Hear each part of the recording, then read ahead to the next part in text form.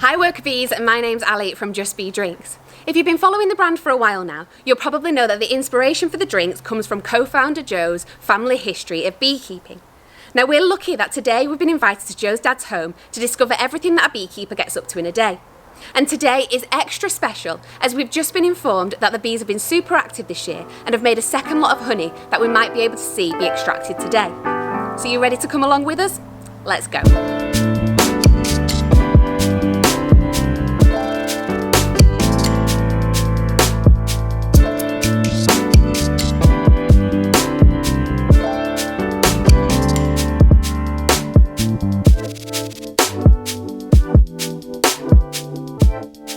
Now, first things first, and this is the bit I've been most excited about, getting into the beekeeper's outfit. Come on.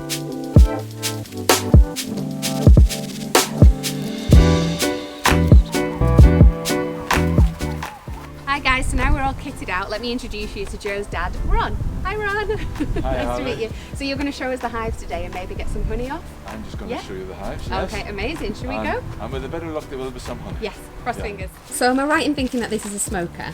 This is a smoker. Okay. And what is the smoker for? The smoker keeps the bees tame. Okay. It makes the bees think that there's going to be some kind of emergency. And they go and eat some honey. And it distracts them. And when their bellies are full of honey, they feel very docile and they're less likely to sting. And put the lid on. The one smoker ready to go.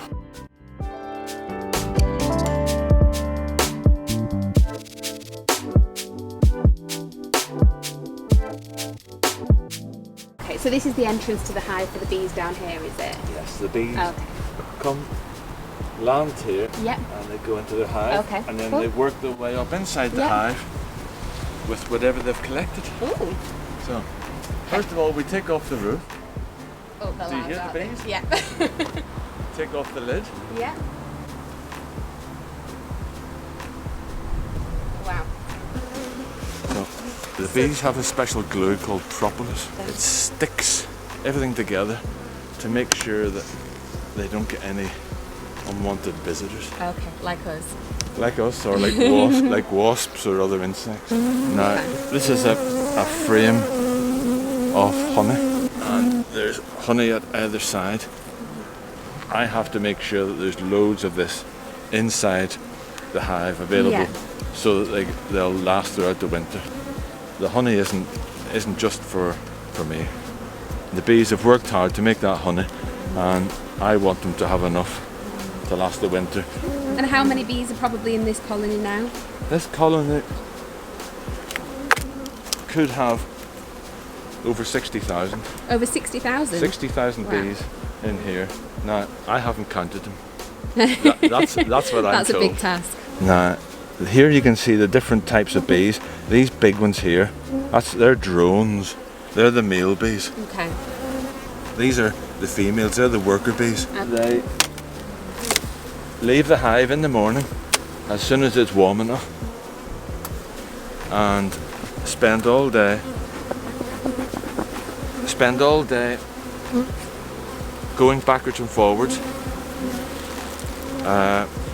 searching for nectar and pollen and bringing it back to the hive, and they bring back, I think it's about half their body weight each trip. So we're looking into what we call a brood box. This is a box full of brood. That's the eggs. Now I'll lift out these. I want to make sure that everything's okay, that the queen's laying plenty of eggs. Now that's a beautiful, what we call a brood pattern. So that's a typical healthy, Very healthy. frame full of eggs. And here's the bee just coming out of it.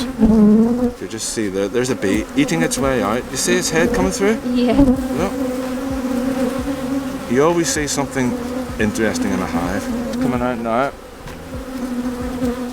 And the dance, oh, there it is, it's come out. And it'll go to work straight away. Would you need to do this on a day-to-day basis, or? I do this every 7 or 8 days. Okay. Because 7 or 8 days is the time scale which enables me to check the colony to make sure it's not going to swarm. Yeah. If I leave it for longer than that, the bees might decide to swarm. And Okay. I lose half my colony, and I might upset my neighbours.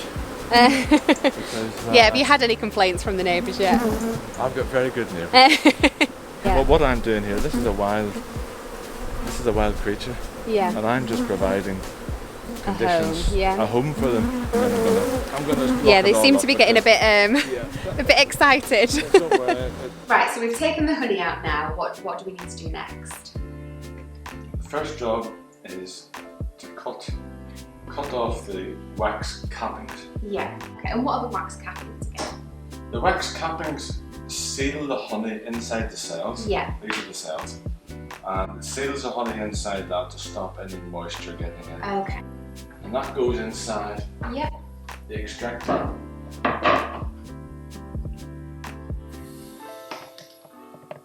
Okay, so the frames are in here now, and we've got to spin it, and that gets all of the honey off the frames into the bottom of this. Yeah. Yeah. Honey flies out, hits the walls Okay. of the bucket, drops to the bottom. Yeah. Do I need to do it fast? And do it fast. I will hold tight. Let's have a look. Oh yeah. So these You can see the difference. are totally empty. So the honey is in the bottom of this barrel. Going to open the tap, and the honey will flow out through this filter into this food bucket. And here comes the honey. So we've successfully extracted and filtered the honey, Yes. and now we're going to put it into some jars. Yep. Yep.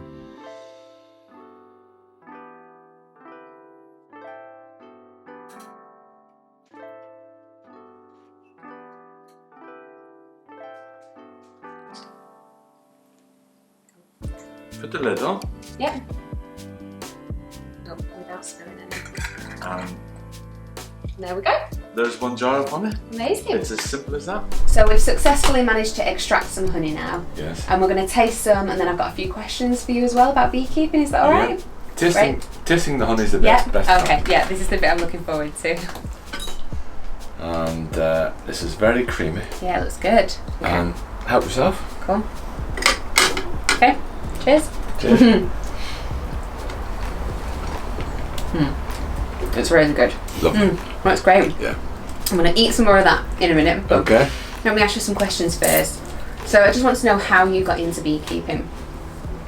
My father kept bees, Okay. and I still remember the thrill the first time I got dressed in a bee suit and lifted a frame of honey, Yeah. and the frame of honey was covered in bees, and I still get that thrill today every time Yeah. I lift a frame of honey. Okay. Yeah. Yeah. Oh, it sounds good. Oh, We've sorry. got some friends.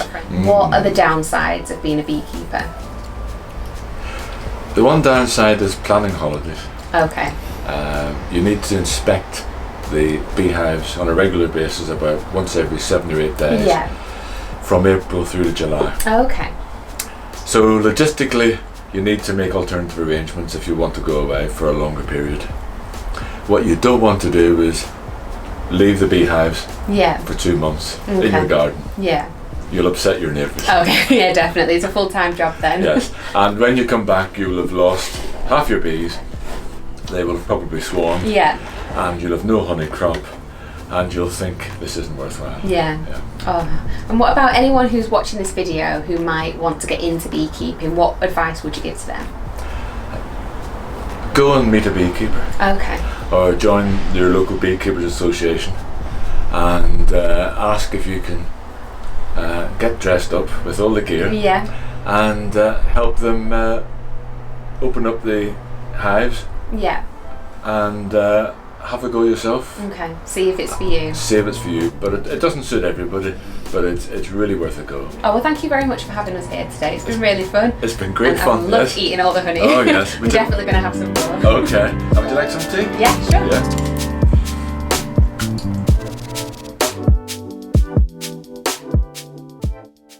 Bloody bee! Yeah, no.